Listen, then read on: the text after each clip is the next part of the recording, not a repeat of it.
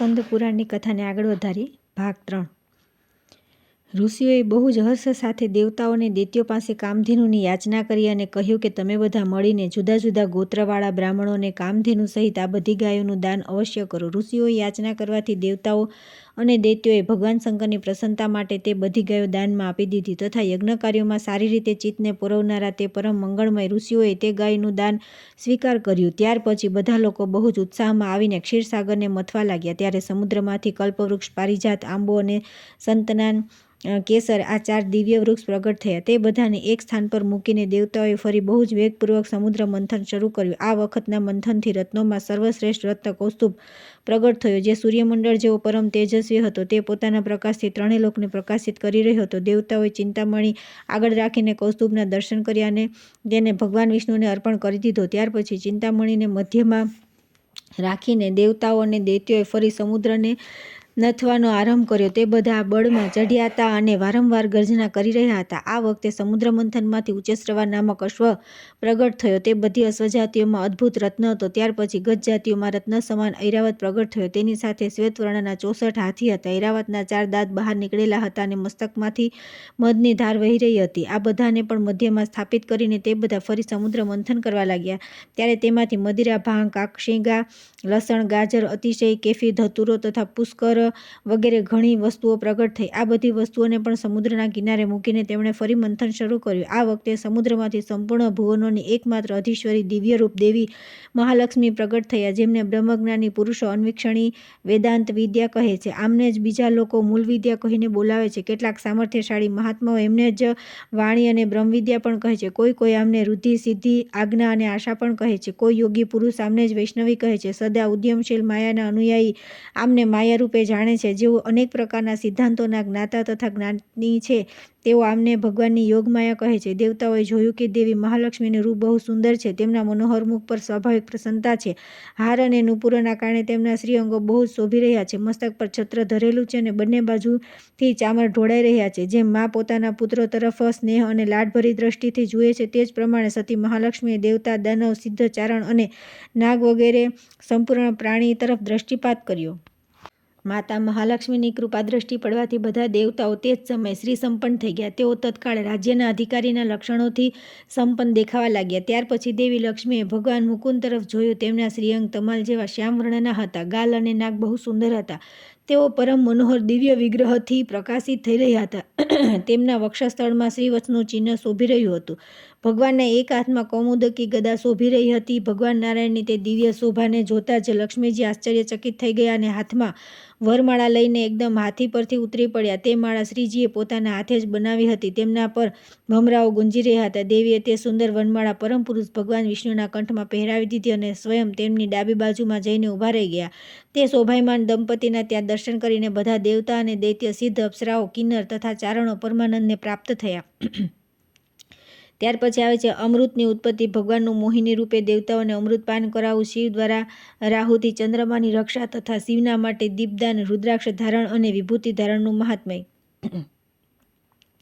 લોમેશજી કહે છે કે ત્યાર પછી લક્ષ્મીજીની સાથે પરમાનંદમય ભગવાન વિષ્ણુને પ્રણામ કરીને દેવતા અને દૈત્યો ફરી અમૃતના માટે સમુદ્રને મથવા લાગ્યા। તે સમયે સમુદ્રમાંથી મહાયશસ્વી ધન્વંતરીજી પ્રગટ થયા। તેમની તરુણ અવસ્થા હતી તથા તેઓ બીજા શંકરની જેમ મૃત્યુ પર વિજય થઈ ચૂક્યા હતા। તેમના બંને હાથોમાં અમૃતથી ભરેલો કળશ હતો। દેવતાઓ જ્યાં સુધી તેમના મનોહર સ્વરૂપના દર્શનમાં લીન હતા, ત્યાં સુધીમાં વૃષપર્વા દૈત્ય બળપૂર્વક તેમના હાથમાંથી કળશ છીનવી લીધો। આ રીતે તે સુધાપૂર્ણ કળશને લઈને અમૃતપાન માટે ઉત્સુક થઈ ગયેલું દૈત્યો પાતાળ લોકમાં ચાલ્યા ગયા। તેમની પાછળ દેવતાઓ પણ ત્યાં આવ્યા। ત્યારે બલિરાજાએ તેમને કહ્યું કે હે દેવતાઓ, તમે લોકો તો રત્નમય વસ્તુઓ લઈને કૃતાર્થ થઈ ચૂક્યા છો। અમે તો માત્ર આ અમૃતથી જ સંતોષ કર્યો છે। હવે તમે પ્રસન્નતાથી તુરત જ સ્વર્ગલોકમાં ચાલ્યા જાઓ। બલિરાજા દ્વારા આ પ્રમાણે ફટકારવાથી બધા દેવતાઓ ભગવાન નારાયણ પાસે ગયા। ભગવાને જોયું કે દેવતાઓનો મનોરથ વિફળ થઈ ચૂક્યો છે। ત્યારે તેમણે દેવતાઓને આશ્વાસન આપતા કહ્યું કે તમે ડરો નહીં, હું યોગમાયાના પ્રભાવથી દાનવોને મોહિત કરીને તમારા માટે અમૃત લઈ આવીશ। આ પ્રમાણે કહીને અનાથોના નાથ ભગવાન વિષ્ણુએ બધા દેવતાઓને ત્યાં જ રોકીને મોહિની રૂપ ધારણ કર્યું। આ બાજુ દૈત્યો પરસ્પર રોષપૂર્વક ચર્ચા કરી રહ્યા હતા। તેમના પોતાનામાં અમૃત માટે પરસ્પરમાં વિવાદ ઊભો થઈ ગયો હતો. એ જ સમયે મોહિની દેવી ત્યાં આવ્યા. સંપૂર્ણ પ્રાણીઓના મનને મોહિત કરનારી તે યુવતીને જોઈને દૈત્યો આશ્ચર્યચકિત થઈ ગયા અને આતુરતાથી તેમની સામે જોવા લાગ્યા. બલિરાજાએ કહ્યું કે હે મહાભાગે, મારી એક વાત માનો. અમારા બધા લોકોનો વિવાદ શીઘ્ર શાંત થઈ જાય એ માટે તમે જ આ અમૃત અમને વહેંચી આપો. શ્રી મોહિની બોલ્યા કે જ્ઞાની લોકોએ સ્ત્રીઓનો વિશ્વાસ કરવો ન જોઈએ. અસત્ય, સાહસ, માયા, મૂર્ખતા, અતિલોભ, અપવિત્રતા અને નિર્દયતા આ સ્ત્રીઓના સ્વાભાવિક દોષ છે. તેમનામાં સ્નેહનો અભાવ અને ધૂર્તતા પણ હોય છે. આ વાતને ધ્યાનમાં લેવી જોઈએ. જેમ પક્ષીઓમાં કાગડો અને શિકારી પ્રાણીઓમાં શિયાળ ધૂર્ત છે, તે જ પ્રમાણે મનુષ્યોમાં સ્ત્રી હંમેશા ધૂર્ત હોય છે. આ વાત બુદ્ધિમાન પુરુષોએ સારી પેઠે સમજી લેવી જોઈએ. મારી સાથે તમે લોકો મિત્રભાવ કઈ રીતે પ્રગટ કરી રહ્યા છો? અહીં એ વાત તદ્દન અજાણી છે કે તમે કોણ છો અને હું કોણ છું. તમે બધા કર્તવ્ય અને અકર્તવ્યની બાબતમાં નિપુણ છો, તેથી તમારે બહુ વિચાર કરીને જ બીજાની બુદ્ધિ વડે પોતાનું હિત સાધવાનો પ્રયાસ કરવો જોઈએ. બલિરાજાએ કહ્યું કે હે દેવી, ભાગ પાડીને તમે યોગ્ય રીતે આજે અમને બધાને અમૃત વહેંચી આપો. તમે જેને જેટલું આપશો તેટલું જ અમે ગ્રહણ કરી લઈશું. આ વાત તમને સાચે સાચી કહીએ છીએ. બલિરાજાના આ પ્રમાણે કહ્યા પછી સર્વમંગળા મહાદેવી મોહિની દૈત્યોને લૌકિક ગતિના દર્શન કરાવતા હોય એમ બોલ્યા કે હે શ્રેષ્ઠ અસુરો, તમે લોકો કોઈ મહાન દેવની સહાયતાથી પોતાના કાર્યમાં સફળ થયા છો, તેથી અમૃતનું અધિવાસન કરો, અર્થાત આને ઘરની અંદર સુરક્ષિત રાખી દો. આજે વ્રત કરીને કાલે સવારે અમૃતથી પારણું કરજો. બુદ્ધિમાન પુરુષ માટે ઉચિત છે કે તે પોતાના ન્યાયપૂર્વક કમાયેલા ધનનો 10મો ભાગ ઈશ્વરની પ્રસન્નતા માટે કોઈ સત્કર્મમાં વાપરે. દૈત્યો યોગમાયાથી મોહિત થઈ ચૂક્યા હતા. તેઓ ઝાઝા સમજદાર પણ ન હતા. તેથી મોહિની દેવીએ જે કંઈ કહ્યું તેને યથાર્થ સમજીને તેમણે તે જ પ્રમાણે કર્યું અને ઉષાકાળ થતાં પ્રાતઃ સ્નાન કર્યું. બધા જરૂરી કાર્ય પૂરા કરીને બલિ વગેરે અસુરો અમૃતપાન કરવા માટે આવ્યા અને ક્રમશઃ પંગતમાં બેસી ગયા. બલિ, વૃષપર્વા, નમૂચી, શંખ, બુદ્બદ, સુદ્રષ્ટ, સંવાદ, કાલનેમી, વિભીષણ, વાતાપી, ઇલવલ, કુંભ, નિકુંભ, પ્રધસ, સુંદ, ઉપસુંદ, નિશુંભ, શુંભ તથા અન્ય દૈત્યો, દાનવો અને રાક્ષસો ક્રમશઃ પંગતમાં બેસી ગયા. તે સમયે મોહિની દેવી હાથમાં અમૃતનો કળશ લઈ પોતાની ઉત્તમ કાંતિથી બહુ શોભી રહ્યા હતા. એ જ સમયે બધા દેવતાઓ પણ હાથમાં ભોજન પાત્ર લઈને અસુરોની નજીક આવ્યા. તેમને જોઈને મોહિની દેવીએ અસુરોને કહ્યું કે આમને તમે તમારા અતિથિ સમજો. આ લોકો ધર્મને જ સર્વસ્વ માની તેની સાધના કરવાવાળા છે. આમને યથાશક્તિ દાન આપવું જોઈએ. જે લોકો યથાશક્તિ બીજા ઉપર ઉપકાર કરે છે તેઓ ધન્ય છે. તેઓ સંપૂર્ણ જગતના રક્ષક તથા પરમ પવિત્ર છે.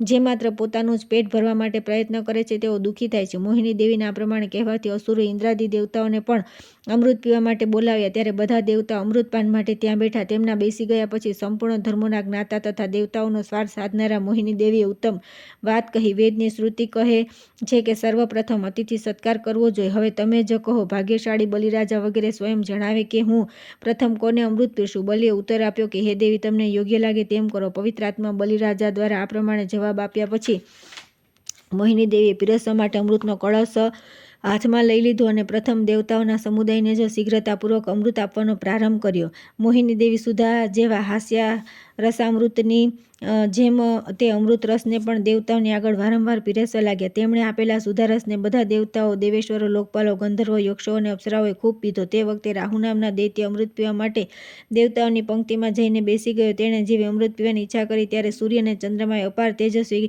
ભગવાન વિષ્ણુને તેમની સૂચના આપી દીધી. તે જ સમયે ભગવાને વિકૃત અને વિકરાળ શરીરવાળા રાહુનું મસ્તક કાપી નાખ્યું. તેનું કપાયેલું મસ્તક આકાશમાં ઉડી ગયું અને ધડ પૃથ્વી પર પડી ગયું. તે સમયે 100 કરોડ મુખ્ય દૈત્યો ગર્જના કરતા તથા મહાન બળ પરાક્રમવાળા દેવતાઓને યુદ્ધ માટે લલકારતા આગળ વધ્યા. મહાકાય રાહુ ચંદ્રમાને પોતાનો ગ્રાસ બનાવી ઇન્દ્રની પાછળ દોડ્યો. તે સંપૂર્ણ દેવતાઓનો ગ્રાસ કરતા હોય એમ જઈ રહ્યો હતો. જોકે રાહુ એક જ હતો છતાં તે સર્વત્ર પહોંચેલા દેખાતા હતા. આવું જોઈને દેવતાઓ ભયથી વિહ્વળ થઈને ચંદ્રમાને આગળ કરી બહુ ઝડપથી ભાગ્યા અને સ્વર્ગલોકમાં ચાલ્યા ગયા. તેઓ જેવા સ્વર્ગમાં પહોંચ્યા ત્યાં તો રાહુ પણ વેગપૂર્વક તેમની આગળ આવીને ઊભો થઈ ગયો. તે ચંદ્રમાને ગળી જવા ચાહતો હતો એવું જાણી ચંદ્રમાએ ભયથી વ્યાકુળ થઈ ભગવાન શંકરના શરણે જવાનો વિચાર કર્યો. તેઓ મનમાં શિવજીનું સ્મરણ કરીને સ્તુતિ કરવા લાગ્યા. હે દેવેશ, તમે મારા રક્ષક છો. હે વૃષભધ્વજ, મને સંકટમાંથી ઉગારો. હે શરણાગત રક્ષક શ્રી પાર્વતી પતે, પોતાના શરણે આવેલાની રક્ષા કરો. તેમની આ પ્રકારે સ્તુતિથી સર્વનું કલ્યાણ કરનારા ભગવાન સદાશિવ ત્યાં જ પ્રગટ થઈ ગયા અને ચંદ્રમાને કહ્યું કે ડરશો નહીં. આમ કહીને તેમણે ચંદ્રમાને પોતાની જટાજૂટની ઉપર રાખી દીધા. ત્યારથી ચંદ્રમા તેમના મસ્તક પર શ્વેત કમળના પુષ્પની જેમ શોભી રહ્યા છે. ચંદ્રમાની રક્ષા કર્યા પછી રાહુ પણ ત્યાં આવી પહોંચ્યા અને ભગવાન શિવની સ્તુતિ કરવા લાગ્યો. શાંત સ્વરૂપ ભગવાન શિવને નમસ્કાર છે. તમે જ બ્રહ્મા અને પરમાત્મા છો. તમને નમસ્કાર છે. હે લિંગરૂપધારી મહાદેવ, હે જગતપતે, હું તમને નમસ્કાર કરું છું. તમે સંપૂર્ણ ભૂતોના નિવાસસ્થાન, દિવ્ય પ્રકાશ સ્વરૂપ તથા પ્રાણી માત્રના પાલક છો. તમને નમસ્કાર છે હે મહાદેવ, તમે સમસ્ત જગતની આનંદ પ્રાપ્તિના કારણ છો. તમને પ્રણામ છે. મારું ભોજન ચંદ્રમા અત્યારે તમારી પાસે આવ્યો છે, તેને તમે આપી દો. રાહુની આ પ્રાર્થનાથી ભગવાન સોમનાથ બહુ પ્રસન્ન થયા અને તેમણે રાહુને આ પ્રમાણે કહ્યું કે હું પ્રાણી માત્રનો આશ્રય છું. દેવતા અને અસુર બધાને હું પ્રિય છું. ભગવાન શિવે આ પ્રમાણે કહ્યા પછી રાહુ પણ તેમને પ્રણામ કરી તેમના મસ્તકમાં સ્થિત થઈ ગયા. ત્યારે ચંદ્રમાએ ભયના કારણે અમૃતનો છંટકાવ કર્યો. તે અમૃતના સંપર્કથી રાહુના અનેક માથા થઈ ગયા. ભગવાન શંકરે તે બધાને જોયા અને પછી દેવકાર્યની સિદ્ધિના માટે તેમણે તે રાહુના માથાની માળા બનાવી લીધી, જે ભગવાન શિવની ઉપર સુશોભિત બીજા દ્વારા અર્પણ કરેલી પૂજા સામગ્રી જોઈને સંતોષ પ્રાપ્ત કરે છે. તે શ્રેષ્ઠ લોકમાં જાય છે. જે કાર્તિકી માસની રાત્રિમાં શ્રદ્ધાપૂર્વક શિવજીની સમીપ દીપમાળા અર્પણ કરે છે, તેના અર્પણ કરેલા તે દીપ શિવલિંગની સામે જેટલા સમય સુધી પ્રજ્વલિત રહે છે તેટલા હજાર વર્ષો સુધી દાતા સ્વર્ગલોકમાં રહે છે. જેમણે ભગવાન શિવજીના મંદિરમાં કુસુમબા તેલનો દીવો અર્પણ કરે છે, તેઓ પોતાની પૂર્વની અને પાછળની 10-10 પેઢીઓ સાથે શિવલોકમાં નિવાસ કરે છે. દીપદાનના ફળથી તેમને જ્ઞાન પ્રાપ્ત થાય છે. જે કપૂર, અગર અને ધૂપથી ભગવાન સદાશિવની પૂજા કરે છે અને દરરોજ કપૂરની આરતી ઉતારે છે, તેઓ સાયુજ્ય મુક્તિને પ્રાપ્ત થાય છે. જેઓ દાન આપતી વખતે તપ કરતા, તીર્થમાં અને પર્વના દિવસોમાં આળસ છોડીને રુદ્રાક્ષ ધારણ કરી શિવની પૂજા કરે છે, તેમને અક્ષય પુણ્ય મળે છે. હે દ્વિજવરો, ભગવાન શિવે જે રુદ્રાક્ષોનું વર્ણન કર્યું છે તે તમે સાંભળો. રુદ્રાક્ષ 1 થી 16 મુખ સુધીના હોય છે. તેમાં પંચમુખ અને એકમુખ આ બંને પ્રકારના રુદ્રાક્ષ ધારણ કરવા યોગ્ય અને શ્રેષ્ઠ છે. જેઓ દરરોજ એકમુખી રુદ્રાક્ષ ધારણ કરે છે તે મનુષ્યો જીવનમુક્ત છે. જે દરરોજ પંચમુખી રુદ્રાક્ષ ધારણ કરે છે તે રુદ્રલોકમાં જાય છે અને શિવજીની સાથે આનંદથી રહે છે. જપ, તપ, ક્રિયા, યોગ, સ્નાન અને દેવપૂજા વગેરે જે પણ શુભ કર્મ કરવામાં આવે છે તે રુદ્રાક્ષ ધારણ કરવાથી અનંત ફળ આપનારું બની જાય છે. જે લોકો પવિત્ર મંત્ર બોલીને ભસ્મ દ્વારા લલાટમાં ત્રિપુંડ ધારણ કરે છે, તેઓ રુદ્રલોકમાં રુદ્ર થશે. કપિલા ગાયના ગોબરની જમીન પર પડતા પહેલા જ હાથ પર લઈ લે અને તેને સૂકવીને ભસ્મ માટે સંગ્રહ કરવો. ભસ્મ સર્વ પાપોનો નાશ કરે છે. પ્રથમ લલાટમાં અંગૂઠાથી 1 રેખા કરવી જોઈએ, પછી મધ્યમાં આંગળીને છોડીને અનામિકા અને તર્જની આ 2 આંગળીઓથી 2 રેખાઓ કરવી. આ પ્રમાણે જેના લલાટમાં 3 રેખાઓ જોવા મળે છે તે શિવભક્તને સાક્ષાત શિવ સ્વરૂપ જાણો. તેના દર્શન માત્રથી સર્વ પાપો નાશ પામે છે. ત્યાર પછી આવે છે ઇન્દ્રનો વિજય. ઇન્દ્ર દ્વારા વિશ્વરૂપનો વધ, નહુષનું સ્વર્ગમાંથી પતન, બ્રહ્મત્યાથી ઇન્દ્રની મુક્તિ તથા પુનઃ રાજ્યની પ્રાપ્તિ. લોમેશજી કહે છે કે ત્યાર પછી તે દેવાસુર સંગ્રામમાં ઇન્દ્રે પણ દૈત્યોનો બહુ ભારે સંહાર કર્યો. તેમનું તે કૃત્ય અદ્ભુત હતું. તે સમયે અર્થશાસ્ત્રનો આશ્રય લઈને સચીપતિ ઇન્દ્ર દુર્જય દૈત્યોના માટે કાળરૂપ બની ગયા. ત્યારે અસુરોનો ભારે સંહાર થઈ રહ્યો હતો. ત્યારે ઇન્દ્રને રોકવા માટે ભગવાન નારદજી ત્યાં આવ્યા અને તેમણે આ પ્રમાણે કહ્યું, અસુર સેનામાં જ્યારે વીર યોદ્ધાઓ મરાઈ ગયા છે, ત્યારબાદ તમે ભયભીત સૈનિકોનો સંહાર શા માટે કરી રહ્યા છો? જે ભયભીત થઈને શરણે આવી જાય તેવા સૈનિકોની જે વિજયના મદમાં ઉન્મત્ત થઈને હત્યા કરે છે તેને મહાપાપી અને બ્રહ્મહત્યારો માનવો જોઈએ. તેથી તમારે ક્યારેય પણ કોઈ ભયભીત પ્રાણીની હત્યા કરવાનો મનમાં વિચાર ન કરવો જોઈએ. મહાત્મા નારદની આ વાત સાંભળીને ઇન્દ્ર દેવસેનાની સાથે તુરત સ્વર્ગમાં પાછા આવી ગયા. તે સમયે બધા દેવતાઓ પરસ્પર બહુ હર્ષ પ્રગટ કરવા લાગ્યા. યક્ષ, ગંધર્વ અને કિન્નર પણ બહુ પ્રસન્ન થયા. શ્રેષ્ઠ દેવર્ષિઓ અને બ્રહ્મર્ષિઓએ અમરાવતીના સિંહાસન પર સચીપતિ ઇન્દ્રનો અભિષેક કર્યો. ઇન્દ્ર ભગવાન શંકરની કૃપાથી વિજયી બન્યા. તે સમયે દેવતાઓએ બહુ મોટો ઉત્સવ કર્યો. શંખ, નગારા, મૃદંગ, ઢોલ, ભેરી અને દુંદુભી વગેરે વાજિંત્રો વાગવા લાગ્યા. દેવતાઓ દ્વારા મરાઈ ગયેલા દૈત્યો પૃથ્વી પર પડ્યા. મહાત્મા બલિરાજા પણ મરાઈ ગયા હતા. તે સમયે ભૃગુવંશી શુક્રાચાર્યજી તપસ્યા કરવા માટે પોતાના શિષ્યો સાથે માનસોતર પર્વત પર ગયા. તેથી તેઓ યુદ્ધમાં ઉપસ્થિત રહી શક્યા ન હતા. તે યુદ્ધમાં જે દૈત્યો જીવિત બચી ગયા તે બધા શુક્રાચાર્ય પાસે ગયા. તેમણે તે બધું વૃત્તાંત કે જેને કારણે અસુરોનો સંહાર થયો હતો તે વિસ્તારથી કહી સંભળાવ્યું. એ સાંભળીને શુક્રાચાર્યને દુઃખ અને ક્રોધ પણ થયો. તેઓ શિષ્યો સાથે યુદ્ધના સ્થાન પર આવ્યા અને પોતાની મૃત્સંજીવની વિદ્યાના પ્રભાવથી તેમણે મૃત્યુ પામેલા અસુરોને જીવિત કરી દીધા. શુક્રાચાર્યની પ્રેરણાથી બલિ વગેરે બધા દૈત્યો પાતાળમાં આવી સુખપૂર્વક રહેવા લાગ્યા. ઋષિઓએ પૂછ્યું કે દેવરાજ ઇન્દ્ર ગુરુ વિના જ રાજ્ય કઈ રીતે પ્રાપ્ત કર્યું? કેમ કે ગુરુના અનાદરથી જ તેમણે પોતાનું રાજ્ય છોડી જવું પડ્યું હતું. કોની પ્રેરણાથી ઇન્દ્ર ચિરકાળ સુધી રાજ્ય સિંહાસન પર બિરાજમાન રહ્યા? આ બધું તમે અમને જણાવો. અમને આ સાંભળવાની બહુ ઉત્કંઠા છે. લોમેશજી બોલ્યા કે ગુરુ બૃહસ્પતિ વિના પણ સચીપતિ ઇન્દ્રે થોડા સમય સુધી રાજ્ય કર્યું. તે સમયે વિશ્વરૂપજી ઇન્દ્રના પુરોહિત હતા. વિશ્વરૂપને 3 મસ્તક હતા. તેઓ યજ્ઞ અને પૂજનમાં ઉચિત ભાગ આપીને દેવતાઓ, અસુરો અને મનુષ્યોને પણ તૃપ્ત કરતા હતા. આ વાત સચીપતિ ઇન્દ્રથી છુપી ન રહી શકી. પુરોહિત વિશ્વરૂપજી દેવતાઓનો ભાગ ઉચ્ચ સ્વરે બોલીને આપતા હતા, દૈત્યોને ચૂપચાપ બોલ્યા વિના જ આપતા હતા અને મનુષ્યોને મધ્યમ સ્વરે મંત્ર બોલીને આપતા હતા. આ તેમનું દરરોજનું કાર્ય હતું. એક દિવસ ઇન્દ્રને ગુરુજીની ઉત્સાહ જોઈને આ રહસ્યની જાણ થઈ ગઈ. ત્યારે તેમણે છુપી રીતે એ જાણી લીધું કે વિશ્વરૂપજી શું કરવા ઈચ્છે છે. તેઓ દૈત્યોનું કાર્ય સિદ્ધ કરવા માટે તેમને ભાગ અર્પણ કરે છે.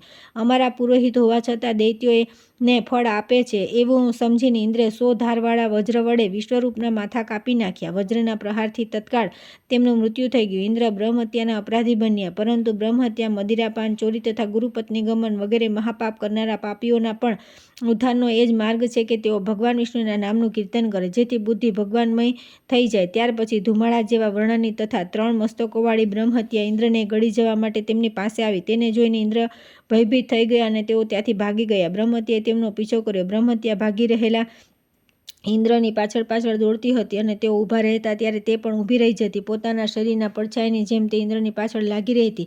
જતાં જતાં એકદમ તે ઇન્દ્રને લપટે લેવા માગે ઝપટી. એટલામાં જ ઇન્દ્ર અતિ ત્વરાથી પાણીમાં કૂદી પડ્યા અને તેમાં ડૂબકી મારવા લાગ્યા, જાણે તેઓ ચિરકાળથી જળમાં રહેનારા કોઈ જળચર પ્રાણી હોય. આ પ્રમાણે તે જળમાં અતિ દુઃખી થઈને ઇન્દ્રે 300 દિવ્ય વર્ષો પૂરા કર્યા. તે સમયે સ્વર્ગલોકમાં ભયંકર અરાજકતા છવાઈ ગઈ. દેવતાઓ અને તપસ્વી ઋષિઓ પણ વ્યથિત થઈ ગયા. 3 લોકો વિપત્તિગ્રસ્ત થઈ ગયા. જે રાજ્યમાં એક પણ બ્રહ્મહત્યારો નિર્ભય થઈને રહે છે ત્યાં સાધુ પુરુષનું અકાળ મૃત્યુ થાય છે. હે વિપ્રો, જે રાજ્યમાં પાપી રાજા રાજ્ય કરે છે ત્યાં પ્રજાના વિનાશના માટે દુકાળ, મૃત્યુ, ઉપદ્રવ તથા બીજા અનેક અનર્થો પેદા થાય છે. તેથી રાજાએ શ્રદ્ધાપૂર્વક ધર્મનું પાલન કરવું જોઈએ. રાજાની પવિત્રતાથી જ તેની પ્રજા પણ પવિત્ર રહીને સ્થિરતા પ્રાપ્ત કરે છે. ઇન્દ્રે જે પાપ કર્યું હતું તેના કારણે સંપૂર્ણ જગત વિવિધ પ્રકારની વિપત્તિઓથી દુઃખી અને ઉપદ્રવગ્રસ્ત થઈ ગયું. શૌનકજીએ પૂછ્યું કે હે સૂતજી, ઇન્દ્રે તો 100 અશ્વમેઘ યજ્ઞોનું અનુષ્ઠાન કરીને સ્વર્ગનું રાજ્ય પ્રાપ્ત કર્યું, પછી તેમાં વિઘ્ન કઈ રીતે આવ્યું? સૂતજી બોલ્યા કે દેવતાઓ, દાનવો અને ખાસ કરીને મનુષ્યોના સુખ દુઃખનું કારણ કર્મ જ છે, એમાં શંકા નથી. ઇન્દ્રે બહુ જ નિંદિત કર્મ કર્યું. તેમણે ગુરુના અનાદર ઉપરાંત વિશ્વરૂપનો પણ વધ કરી નાખ્યો. એટલું જ નહીં, ગુરુતુલ્ય મહર્ષિ ગૌતમની પત્નીનો પણ ઉપભોગ કર્યો. એ જ બધા નિંદિત કર્મનું ફળ ઇન્દ્રને મળ્યું, જેને ટાળવાનો કોઈ ઉપાય નથી. જે પાપ કર્મ કરનારા મનુષ્ય તે પાપોનું કોઈ પ્રાયશ્ચિત કરતા નથી. તેમનું તે પાપ નાનું હોય કે મોટું, તેનાથી તેઓ એક દિવસ દુઃખી થાય છે. હે વિપ્રો, જો પાપ થઈ જાય તો તેની પૂર્ણ શાંતિ માટે તુરંત પ્રાયશ્ચિત કરવું જોઈએ. પાપોના પ્રાયશ્ચિતના અનેક પ્રકાર છે. ઉપપાતક, લાંબો સમય રહી જવાથી તે વારંવાર આવૃત્તિ થાય તો મહાપાતક બની જાય. જે મનુષ્ય સવાર, બપોર અને સાંજે સદા સ્વધર્મરૂપી તપસ્યા કરે છે તેમના પાપ નષ્ટ થઈ જાય છે તથા તે ઉત્તમ લોકને પ્રાપ્ત થાય છે. તેથી દુરાચાર પરાયણ ઇન્દ્રને તેમના પાપ કર્મોનું ફળ મળ્યું છે. હે વિપ્રો, તે સમયની પરિસ્થિતિનો સારી પેઠે વિચાર કરીને બધા લોકપાલો એકઠા થઈને બૃહસ્પતિની પાસે ગયા. તેમણે પોતાના મનના વિચારો તેમની સામે પ્રગટ કર્યા. તેમણે એકાગ્રતાપૂર્વક ઇન્દ્રની બધી વાતો ગુરુ બૃહસ્પતિને કહી સંભળાવી. દેવતાઓની વાત સાંભળી બૃહસ્પતિએ સર્વત્ર ફેલાયેલા અરાજકતાનો વિચાર કરીને હવે શું કરવું? અત્યારે મારું શું કર્તવ્ય છે? દેવતાઓ, પુણ્યશાળી ઋષિઓ તથા બધા લોકોનું કલ્યાણ કઈ રીતે થશે એવો મનમાં વિચાર કરી મહાયશસ્વી બૃહસ્પતિજી દેવતાઓની સાથે ઇન્દ્રની પાસે જવા રવાના થયા. તેઓ તુરત જ તે જળાશય પાસે જઈ પહોંચ્યા જેમ ઇન્દ્ર છુપાયા હતા અને તે જળાશયના કિનારે ભયાનક ચાંડાળીના રૂપમાં બ્રહ્મહત્યા ઊભી હતી. તે બધા દેવતાઓ અને બૃહસ્પતિજી જળાશયના કિનારે બેસી ગયા. ગુરુ બૃહસ્પતિ ઇન્દ્રનો પોકાર કર્યો.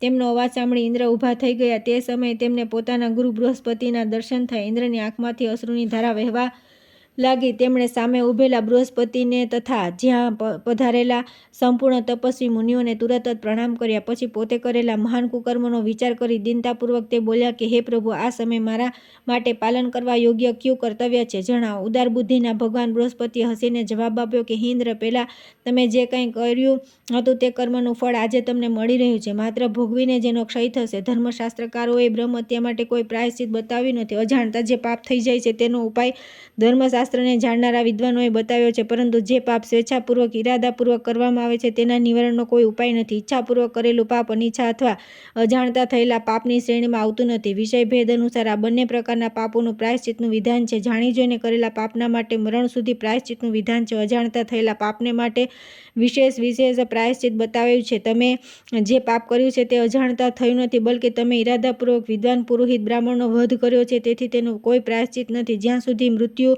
થતું નથી ત્યાં સુધી તમે આ જળમાં પડ્યા રહો. હે દુર્મતે, તમારા 100 અશ્વમેઘ યજ્ઞોનું ફળ તો તે સમયે નષ્ટ થઈ ગયું જ્યારે તમે બ્રાહ્મણની હત્યા કરી હતી. જેમ છેદવાળા ઘડામાં થોડું પણ પાણી રહેતું નથી, તે જ પ્રમાણે પાપી મનુષ્યનું પુણ્ય પ્રતિક્ષણ નષ્ટ થતું રહે છે.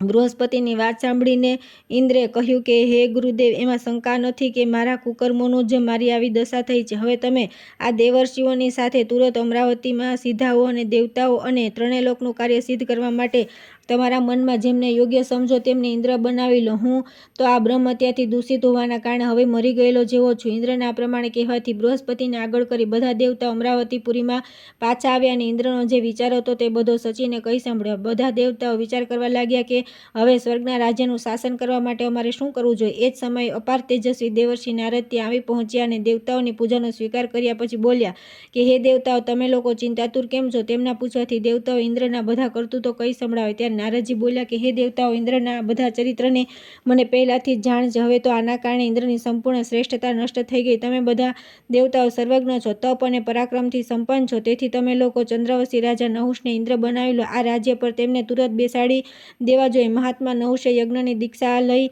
99 યજ્ઞ પૂરા કર્યા છે.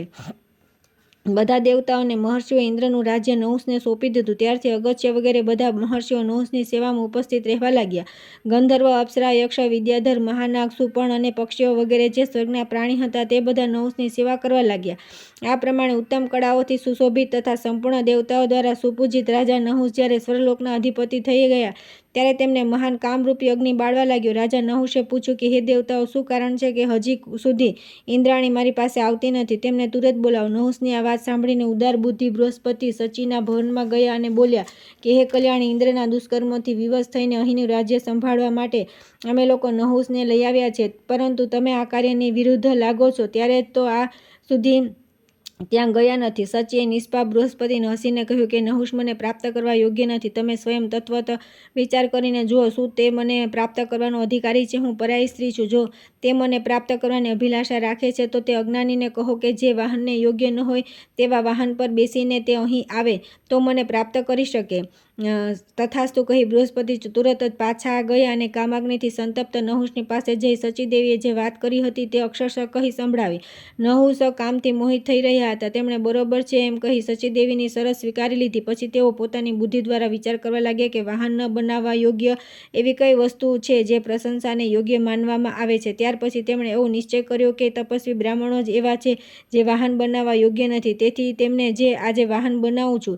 આજે ઇન્દ્રાણીને પ્રાપ્ત કરવા માટે બે તપસ્વી બ્રાહ્મણો પાસે વાહનનું કામ લઉં, આવી અભિલાષા મારા મનમાં ઉત્પન્ન થઈ છે. આ નિશ્ચય પ્રમાણે કામથી મોહિત નહુષે બે બ્રાહ્મણોને પાલખી આપી દીધી અને સ્વયં તે પાલખી પર બેસીને બોલ્યા. સર્પ સર્પ કહેવાથી ક્રોધિત થયેલા એક બ્રાહ્મણે નહુષને સાપ આપી નીચે પાડી દીધા. નહુષ અજગર બનીને સ્વર્ગમાંથી નીચે પડી ગયા. તેઓ ઊંચા પદને પ્રાપ્ત કરીને પણ બ્રાહ્મણના નિવારી ન શક્યા તેવા શાપથી તિર્યક યોનિમાં પડ્યા. જેવી દશા રાજા નહુષની થઈ તેવી જ દશા તેમના જેવું આચરણ કરનારા સૌની થાય છે. જે રાજમતથી ઉન્મત્ત થઈ જાય છે તેમના પર ભારે વિપત્તિ આવે છે. જે રાજમતથી અંધ, દુરાચારી, કામી તથા વિષયોમાં રચ્યા પચ્યા રહેનારા છે તેઓ બ્રાહ્મણોનું અપમાન કરીને અપવિત્ર નરકમાં પડે છે. તેથી બુદ્ધિમાન પુરુષ માટે ઉચિત છે કે આલોક અને પરલોકમાં સુખની ઈચ્છા હોય તો તે સર્વથા પ્રયત્નપૂર્વક ઉત્તમ પદને પ્રાપ્ત કરી કદી પ્રમાદમાં ન પડે. હંમેશા પોતાના કર્તવ્ય પ્રત્યે સાવધાન રહે. અનુચિત કર્મ કરવાના કારણે જ રાજા નહુષ સર્પની યોનિને પ્રાપ્ત થયા. આવી પરિસ્થિતિ ઉત્પન્ન થતાં દેવલોકમાં ફરીથી અરાજકતા છવાઈ ગઈ. બધા દેવતાઓ તે સમયે આશ્ચર્ય સાથે કહેવા લાગ્યા કે અહો, આ રાજાને બહુ મોટું કષ્ટ પ્રાપ્ત થયું. એ દુરાત્માને માટે ન તો મૃત્યુલોકમાં સ્થાન રહ્યું ન સ્વર્ગલોકમાં. મહાપુરુષોનો અનાદર કરવાથી એનું સઘળું પુણ્ય ક્ષણવારમાં નષ્ટ થઈ ગયું. હવે પૃથ્વી પર યજ્ઞ કરતા બીજો કોઈ રાજા દેખાતો નથી જેનો ઇન્દ્રના સિંહાસન પર અભિષેક કરી શકાય. તેથી બધા દેવતા, ઋષિ, નાગ, ગંધર્વ, યક્ષ, પક્ષી, કિન્નર, ચારણ, વિદ્યાધરો, અસુરો, અપ્સરાઓ તથા મનુષ્યો ચિંતા કરવા લાગ્યા. ત્યાર પછી સચીદેવે ધર્મ અને અર્થને અનુરૂપ વાણીમાં કહ્યું કે હે ગુરુદેવ બૃહસ્પતિ તથા અન્ય દેવતાઓ, ચિંતા ન કરો. તમારે બધાએ હવે ત્યાં જવું જોઈએ જ્યાં મારા સ્વામી રહે છે. ઇન્દ્રાણીની વાત સાંભળી બૃહસ્પતિજી દેવતાઓની સાથે ઇન્દ્ર પાસે ગયા. જળાશયના કિનારે પહોંચીને દેવતાઓએ ઇન્દ્રને પોકાર્યા. ઇન્દ્ર જળમાં ઊભા થઈને દેવતાઓ પર દ્રષ્ટિપાત કર્યો અને કહ્યું કે હવે તમે લોકો અહીં શા માટે આવ્યા છો? હું તો પાપથી પીડિત છું, બ્રહ્મ હત્યામાં ડૂબેલો છું અને અહીં એકલો જ તપસ્યા કરીને આ જળમાં રહું છું. ઇન્દ્રની વાત સાંભળીને દેવતાઓ વિવળ થઈ ગયા અને બોલ્યા કે દેવરાજ વિશ્વકર્માના પુત્ર વિશ્વરૂપે એવા યજ્ઞનો આરંભ કર્યો હતો જેનાથી દેવતા અને ઋષિઓનો વિનાશ થઈ જતા. તેથી પરોપકારની દ્રષ્ટિથી જ તમે તેનો વધ કર્યો છે. તેથી અમે બધા તમને અમરાવતી લઈ જવા માટે આવ્યા છીએ. દેવતાઓમાં જ્યારે આવી વાત થઈ રહી હતી ત્યારે બ્રહ્મહત્યા પણ તુરંત બોલી ઉઠી કે હું દેવરાજ ઇન્દ્રને અમરાવતીથી જવા રોકું છું. આ સાંભળીને બૃહસ્પતિએ તેનો ઉત્તર આપ્યો કે હે બ્રહ્મહત્યા, અમે તમારા નિવાસ માટે બીજું સ્થાન નક્કી કરશું. કાર્યના મહત્વને ધ્યાનમાં રાખી દેવતાઓએ તે સમયે બ્રહ્મહત્યાને શાંત કરી દીધી.